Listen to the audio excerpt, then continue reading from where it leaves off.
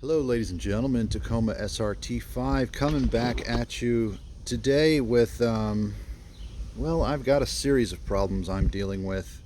I'm sorry for the delay in movies or videos, just all in the interest of keeping it G-rated.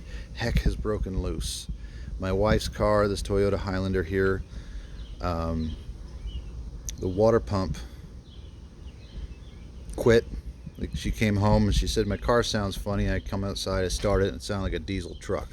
Thought it was the idler pulley and the tensioner pulley. I replaced them and only half the noise went away. We got into the water pump, got that done. As soon as the pump was finished, my Grand Marquis, the shark car, you guys may know it, maybe you haven't seen the videos before, 2003 Mercury Grand Marquis LS.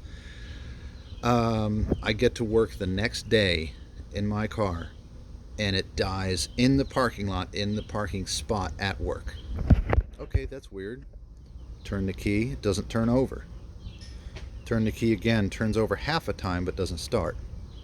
Okay, kind of weird. Then talked to a few guys at work and I made it home, no big deal. The next day, I'm like, all right, well, something I'll take care of, whatever. So I talked to a couple guys and we thought maybe the air conditioning that I had just fixed was overfilled. As a result of being overfilled, perhaps it was seizing up and making the engine die out at idle. It died on the highway when I let off the gas and was coasting. No fun.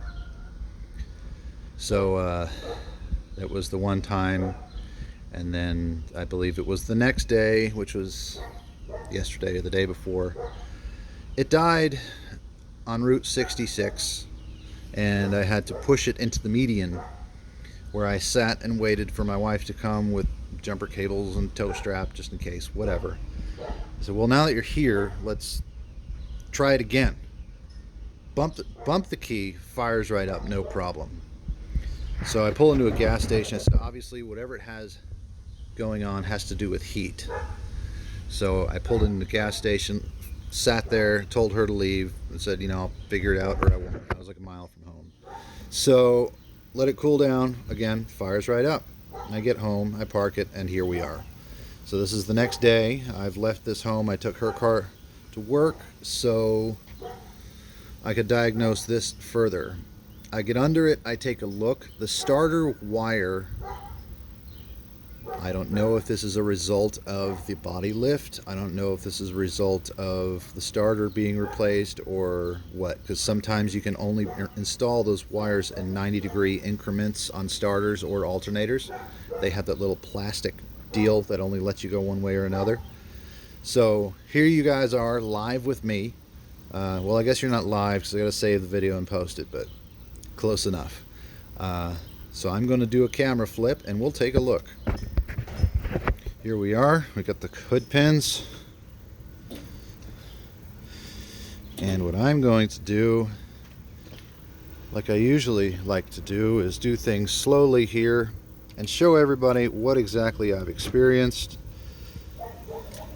And yes, I have the 4-inch suspension lift, the 2-inch body lift, and big tires. And I don't think it has to do with that, but just in case.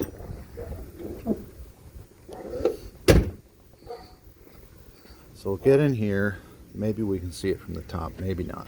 So we got the battery. We got our upgraded cable to the alternator. This is a piece of a set of jumper cables I bought. 2-gauge, 30-foot jumper cables for $25 off of Amazon. I cut them in half. Now I have a set of 15-foot jumper cables and some extra wire lying around. Great.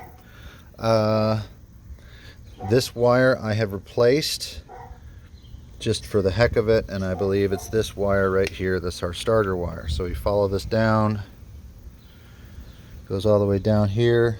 This is our negative. It's tucked behind. So this goes down. Oh, here's a cap to a brake clean. Don't know what this is. This comes off that positive and goes into this one. And then, let's see here.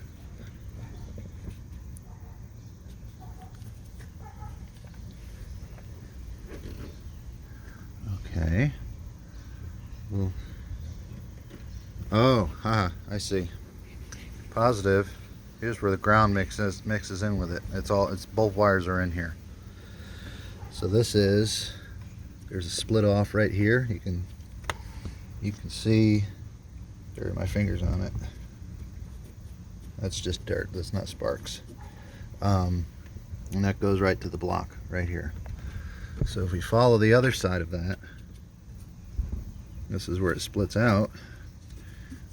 This goes right along the valve cover. I thought it was along the pan.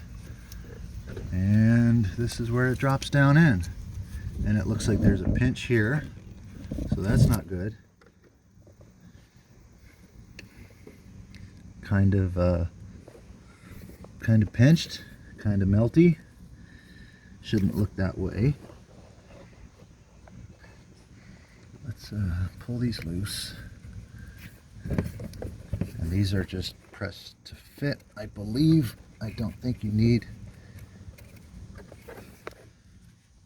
anything to take them off.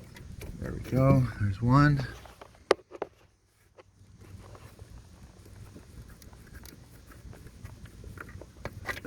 There's two. And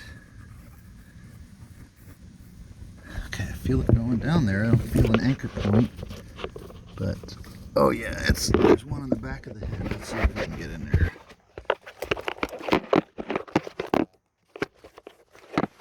No, not really. Well, it's back there. So let's crawl underneath and take a look up, and I'll show you what I came across yesterday. These are aluminum control arms with aluminum cross member. That is the sign of an 03 and up. And lots of mud. And looky. Come on, focus. There's my starter wire right up against the exhaust manifold. So I have a pretty good hunch that gets hot and shorts something out. And I don't know if the vehicle goes into a safety mode or what, but we're going to take that off. Of course, I got to disconnect the wire from my battery first in the name of safety. I don't want any of them hot wires touching the frame or anything else. So we're going to go from there. I'm going to take it off. Maybe I'll do it on camera, maybe not, but this is what I've experienced. I don't know if this is just, where's my hand? If this is just clocked wrong, you see how it's aiming almost straight down.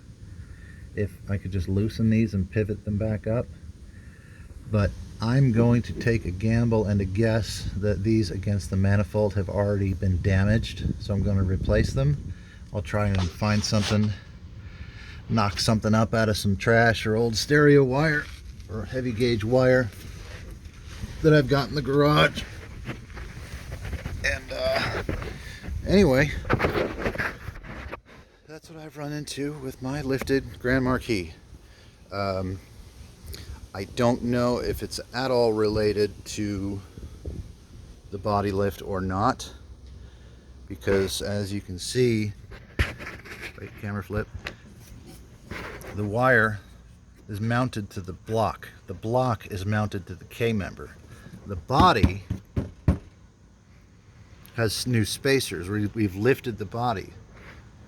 The battery is up higher because the battery mount is bolted to the body, but that shouldn't really matter. There's still plenty of wiggle room, so I think it's all about how that's clocked on the starter, and maybe somebody just reinstalled the wire wrong after replacing the starter, or what. But something to be mindful of when you do your body lift. So keep an eye out for that. Be careful, guys. Have a good one. Be safe.